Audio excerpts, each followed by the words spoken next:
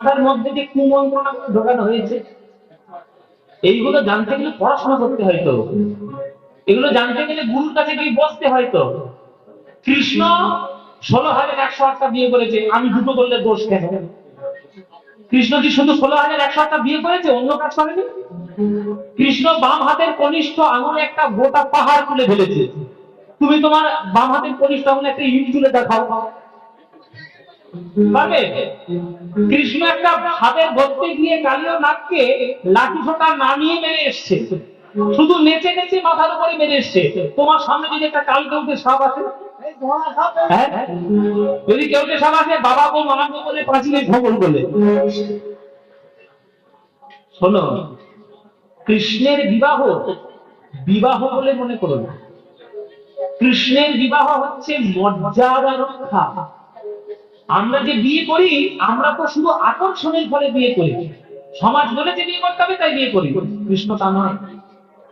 এই যে 16,000 যে মেয়েগুলো যাকে কৃষ্ণ বিয়ে করেছে বলে তোমরা জানো, জেনে রাখো, 16,000 রাজকন্যা গুলোকে অত্যাচার করবে বলে একটা রাক্ষস, তার নাম হচ্ছে নরকাসুর। সে নরকাসুর তার কারাগারের মধ্যে ঢুকিয়ে বন্ধ করে রেখে দিয়েছিল অত্যাচার করবে বলে। সেই 16,000 মেয়ে চিঠি লিখেছিল কৃষ্ণকে।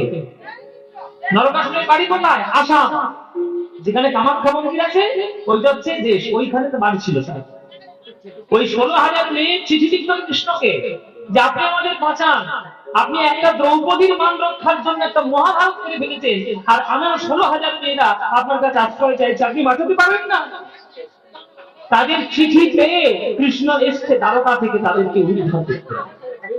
এবার যখন কারাগার থেকে হাত ধরে ধরে উদ্ধার করে দিচ্ছে, তখন 16,000 মেয়ে উদ্ধার পাওয়ার পর 16,000 মেয়ে কৃষ্ণের চরণ জড়িয়ে ধরেছে যে আপনি তো আমাদের উদ্ধার করেছেন ঠিক কথা, কিন্তু আমাদের বাড়িতে গেলে আমাদের আর কেউ মেনে নেবে না। সবাই মনে করবে আমরা নরকাসুরের দ্বারা বঞ্চিত লাঞ্ছিত, তাই সমাজ কি আমাদের মেনে নেবে? এখন আপনার চরণ ছাড়া আমাদের আর গতি নেই।